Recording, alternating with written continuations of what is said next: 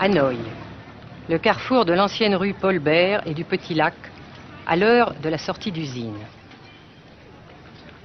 Pas une seule voiture, mais beaucoup de vélos sur lesquels se déplace lentement, machinalement la foule des travailleurs, dans une régularité impressionnante.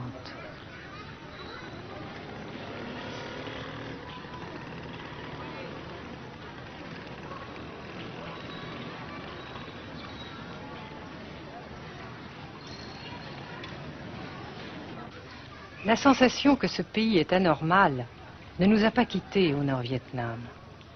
Anormal d'abord parce que toute vie individuelle a disparu au bénéfice d'un effort collectif extraordinaire. Dirigé d'une main de fer à l'intérieur d'un dispositif de sécurité draconien. Anormal ensuite parce que dans ce pays coupé en deux depuis 10 ans, un grand nombre de familles vivent le drame de la rupture qui alimente à sa façon la guerre du Sud. Est-ce que vous pensez, Monsieur le Président, qu'il y a une solution militaire à la guerre du Sud-Vietnam? Non. Parce que vous savez que le peuple vietnam, c'est en un. Et le pays du Vietnam, c'est un. Les Américains ont fait une guerre d'agression, comme qui dit, c'est une guerre non déclarée.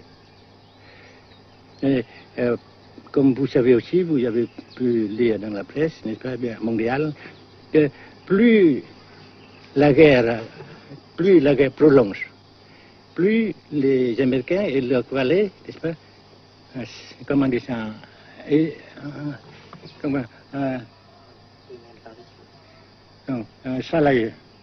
s'enliser, et plus ils supportent des échecs, comme vous savez récemment, n'est-ce pas?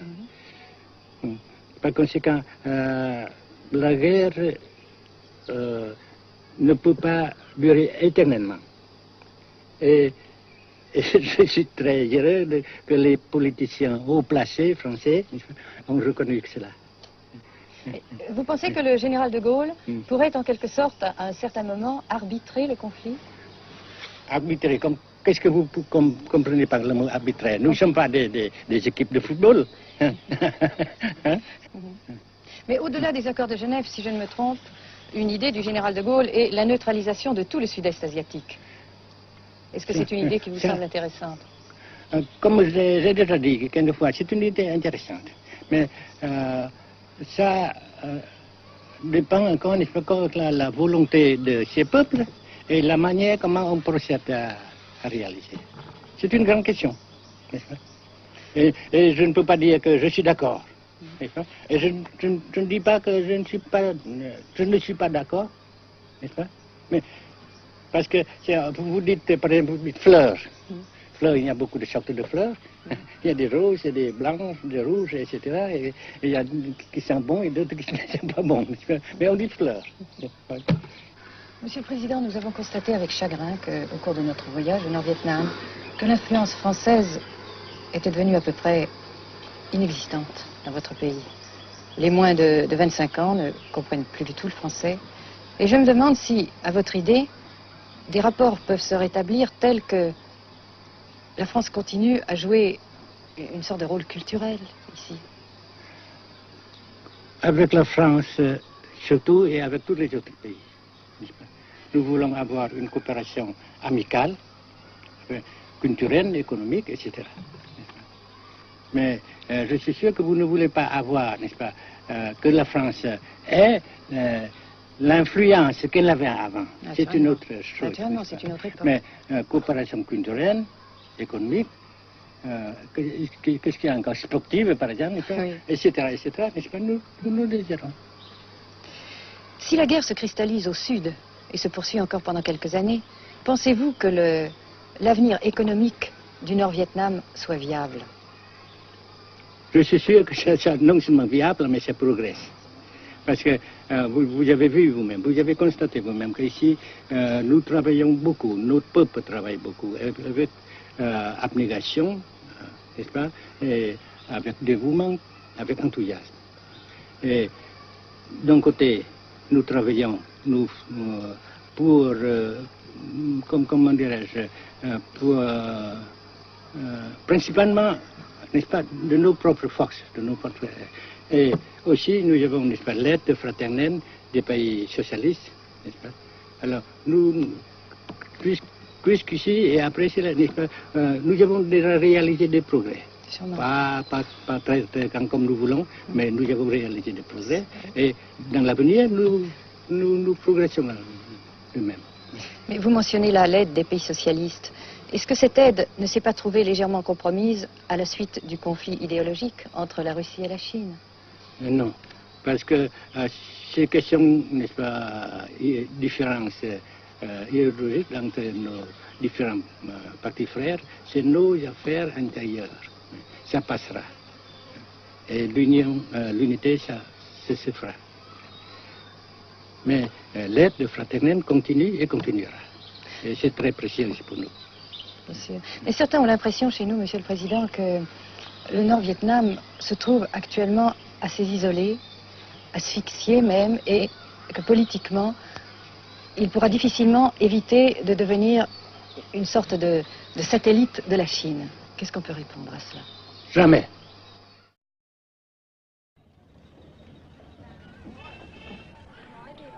À Hanoï, la vie continue, malgré les alertes, malgré l'évacuation de plus de la moitié des habitants.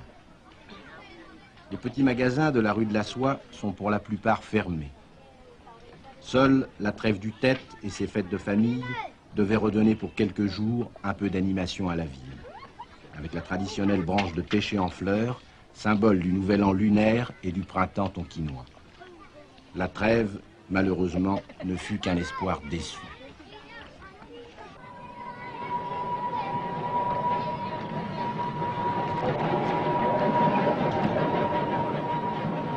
Dans les rues, de grands panneaux de propagande donnent les informations de guerre, les statistiques officielles et quotidiennes des pertes américaines.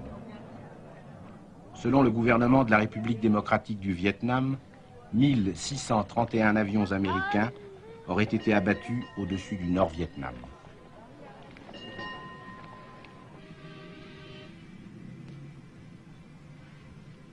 Le Grand Pont d'Oumer, construction métallique de 2 km de long à la sortie nord-est de Hanoï, assure toujours la traversée du fleuve Rouge. Sa sauvegarde est capitale. La défense antiaérienne du Vietnam, tant redoutée par les pilotes américains, dispose de nombreuses fusées solaires de fabrication soviétique. C'est la première fois que nous pouvons vous les montrer. Les rampes mobiles de lancement sont déplacées chaque nuit afin de déjouer les repérages.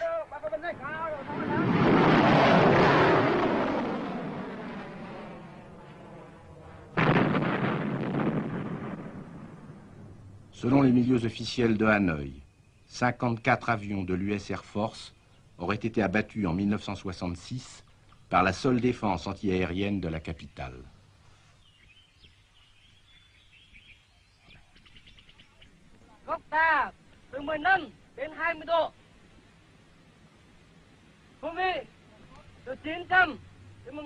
Pour la première fois également, nous avons pu voir les pilotes et les avions de chasse vietnamiens.